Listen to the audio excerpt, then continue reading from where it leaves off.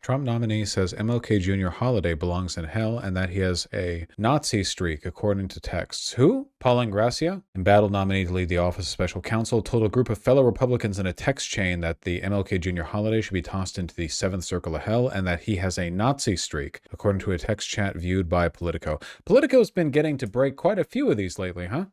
Jesus Christ, one participant responded. Using an Italian slur for black people, Ingrassia wrote a month earlier in the group chat seen by Political, "No Moulignan holidays, from Kwanzaa to MLK Jr. Day to Black History Month to Juneteenth. Every single one of them needs to be eviscerated." Jesus Christ. Maybe don't say that word out loud. Well, I don't speak Italian, so I don't know. It doesn't have any power. I can't do the magic. The racism magic. What the f? Paul belongs in the Hitler Youth with Obergruppenführer Steve Bannon, the first participant in the chat, wrote, referring to the paramilitary rank in Nazi Germany and the Republican strategist. Politico is not naming the participants to protect the identity of those interviewed for the article. In which he responded, "I do have a Nazi streak in me from time to time, I will admit." Okay, well. Referring to Nick Fuentes and the Live from America show on the video sharing platform Rumble, a second member of the group replied, "New LFA show starring Nick Fuentes and Paul Adolf Ingrassia," to which Ingrassia wrote, Lamau.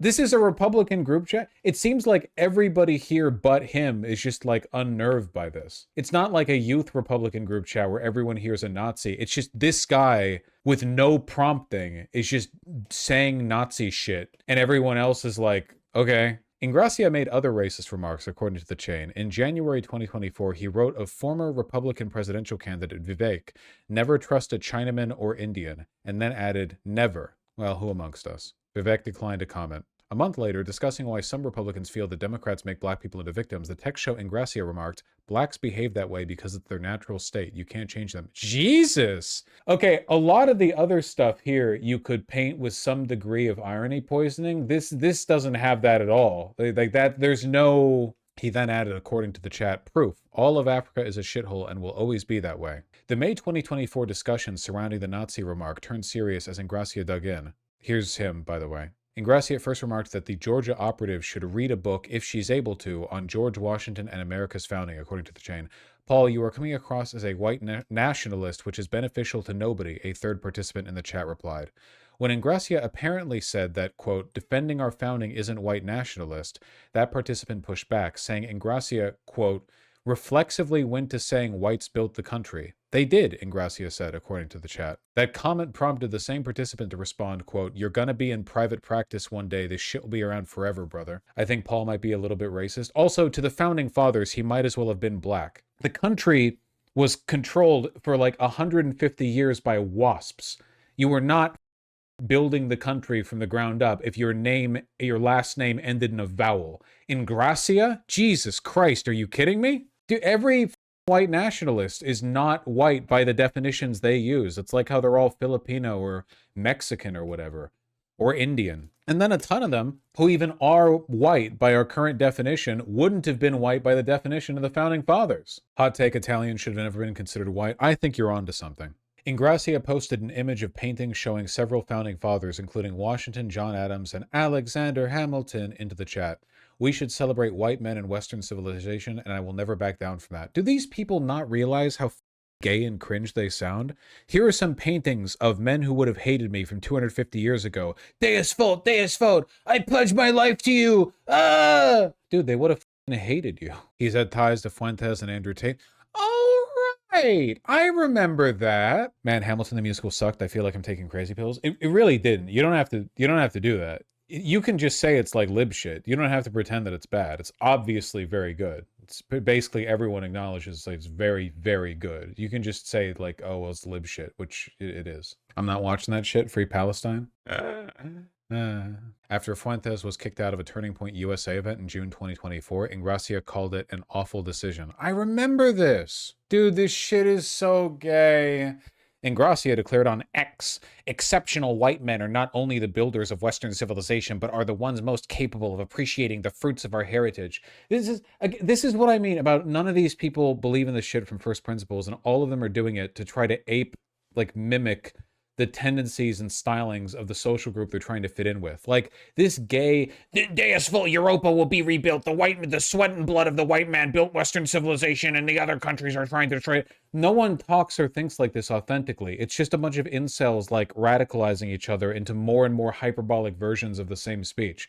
It's so boring. And I don't mean, and the reason I can say it's boring, okay, like, and that wouldn't apply to like the messaging of other people or whatever, is that it's only rhetoric. There's nothing underneath it. No belief, no policy, nothing. No sincerity, no heart or emotion. There's no emotion put into it, by the way, which is why they all always talk in that same pompous, grandiose, fake literate type of speech. It's like how there's no beauty in all of the Roman statue avatar neo-Nazis on Twitter. Like there's no appreciation of that beauty in what they're doing, you know? I think those old Roman marble statues are gorgeous, personally. I think they look real nice, but they don't care. To them, it's just hollow messaging. Yeah, it's performative, you know? There's plenty of political messaging that's been more or less unchanged for a century, right? You know, to every man, a job, fair meal. You know, you can go to FDR's second Bill of Rights if you want. The reason that's not boring is because it's not empty rhetoric. It's an actual set of things people actually want.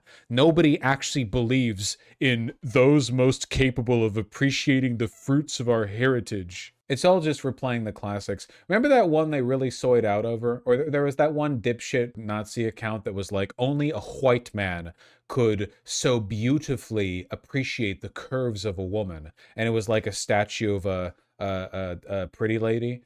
And then the artist was an Asian woman. It's all that over and over and over and over again. Over and over and over and over and over again. It's the same thing. I had forgotten about this guy. I, honest to God, did not even realize that he was being picked to lead the Office of Special Counsel. Yeah, here we go. This is called art. From Dark Triad Man. This is called art. This is the legacy and heritage of the West. This is what men of the West fight, sacrifice, and die for. This is victory. Deus Vult. And then a Chinese woman made it. Yeah, you all get the bit. But you understand what I mean about how, like, none of this means anything, right? Not just in the sense that it's empty purple prose, but this guy also didn't think or feel anything when he typed it out. We all recognize these archetypes now. You know what I mean? Like this, we understand this tendency. These people aren't just like ineptly expressing themselves. They don't feel anything they're saying. They're just coding their speech to mimic the social trends that they're trying to identify with, you know? Andrew Tate is an extraordinary human being, not only in terms of sheer physical prowess. Why do these people have to make their being in the closet my problem and like the country's problem? Why does it have to be psychosexual dynamic? He is the embodiment of the ancient ideal of excellence, to seek perfection of mind, body, and spirit, an ideal that is radically at odds with our grotesquely decadent society. You know how like everyone in the White House is shit talking Trump behind his back?